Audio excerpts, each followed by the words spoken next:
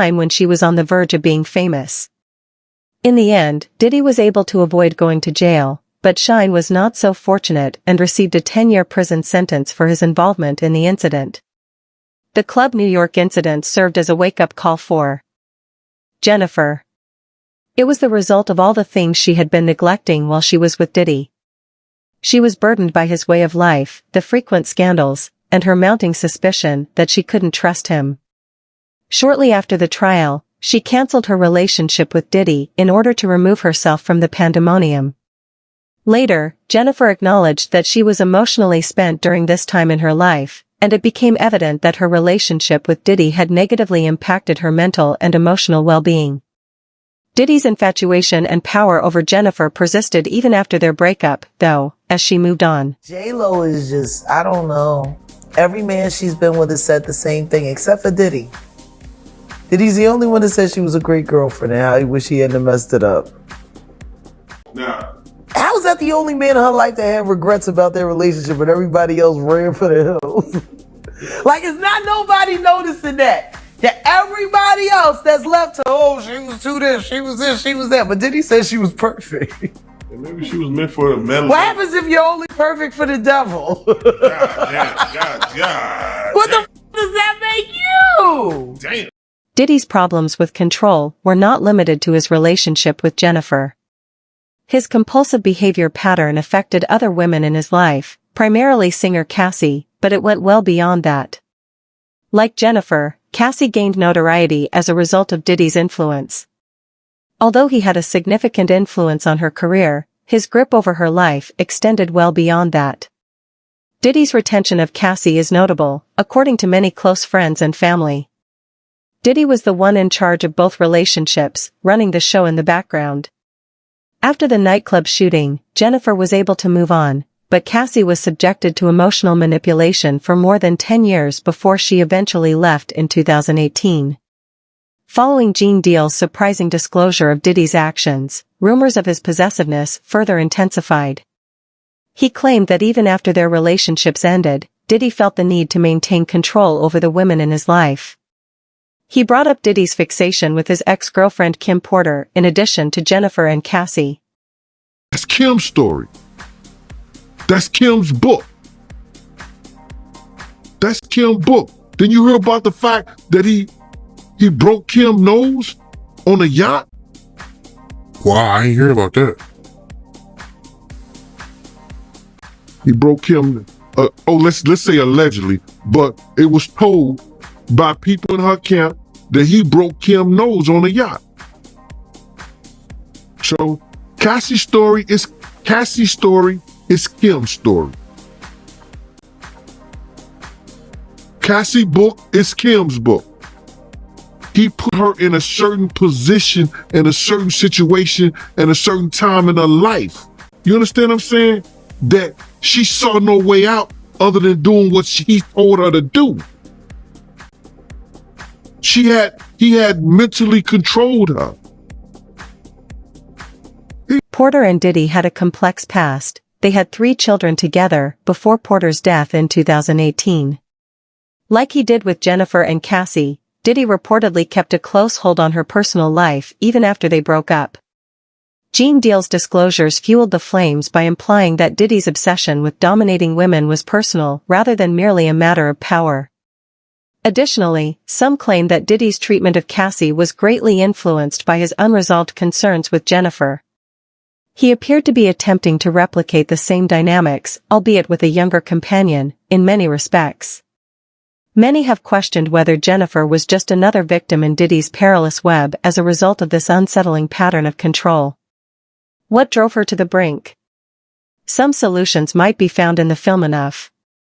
The movie, which was released in 2002, a few years after Jennifer and Diddy split up, is about a woman who is ensnared in an abusive relationship and ultimately fights back to take back her life. Many people think that Jennifer's performance in the movie reflected her actual experiences with Diddy, which has long been a source of conjecture. She portrays a strong-willed woman who defies her domineering spouse to live her life as she pleases. Not everyone has overlooked the parallels between Jennifer's connection with Diddy and Slim's story. Jennifer repeatedly broke down on set during the Enough filming, overcome by the role's intense emotional content. Many others said that past trauma was the cause of these breakdowns, and some insiders speculated that Jennifer was too emotionally invested in the character. She had just left a well-publicized relationship with a man who had attempted to dominate every part of her life, after all. After years of emotional manipulation, the film gave Jennifer a chance to process her emotions and regain her authority. Regardless of whether Jennifer's relationship with Diddy served as the main inspiration for Enough, the movie might have served as a cathartic release for her, allowing her to finally let go of the anguish she had experienced and come out stronger on the other side. The fact that Jennifer's career took off following Enough and that she rose to prominence as one of the most significant female figures in entertainment is no accident. However, many people are wondering if Jennifer would finally speak up now that Diddy's history of control has come to light, and she might. With Diddy is about a 13-year-old Jane Doe from Alabama. And she was trying to sneak into the VMA Awards in the 2000s. You know who went to the VMA Awards in the 2000s with Diddy? J-Lo. And this Jane Doe was violated by a male and a female celebrity, in addition to Diddy. It appears like Jennifer is finally prepared to reveal a side of the music entrepreneur that has been kept out of the public eye after years of being silent about her relationship with Diddy. According to sources, Jennifer's testimony might clarify fresh claims about Diddy's treatment of women. Given his past relationships with women like Cassie and Kim Porter, who were both alleged to have encountered his domineering and manipulative inclinations, these allegations are not shocking.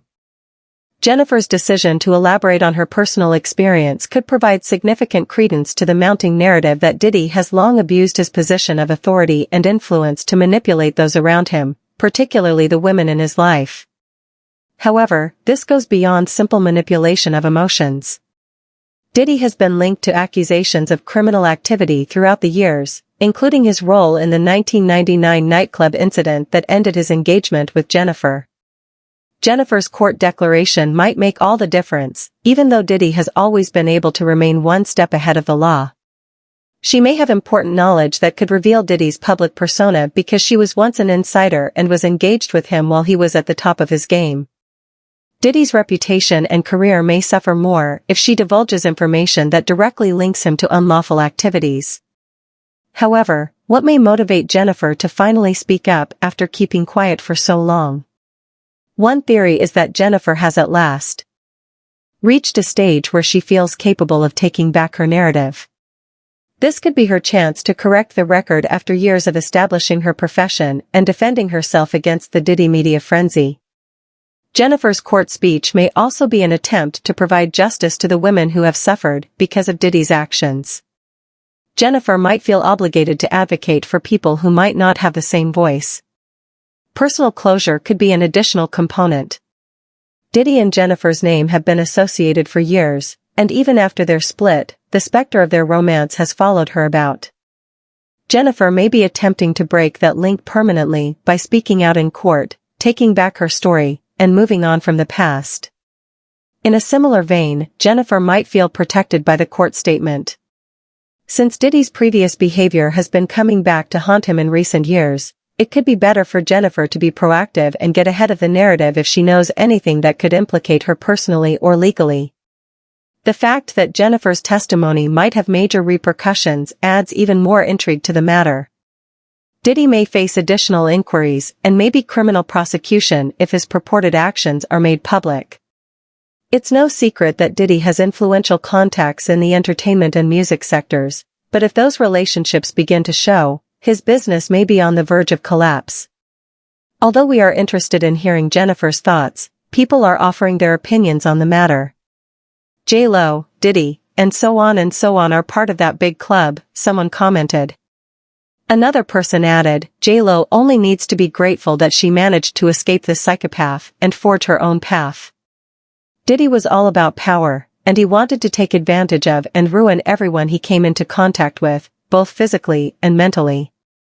That's about all for today. Do you guys believe that Jennifer will eventually reveal Diddy's darker side? Or will she continue to remain silent in order to protect her family and herself? Please share your opinions in the comments section. The dark side? Or will she continue to remain silent in order to protect her family and herself? Please share your opinions in the comments section. For more startling celebrity disclosures, be sure to watch our upcoming video.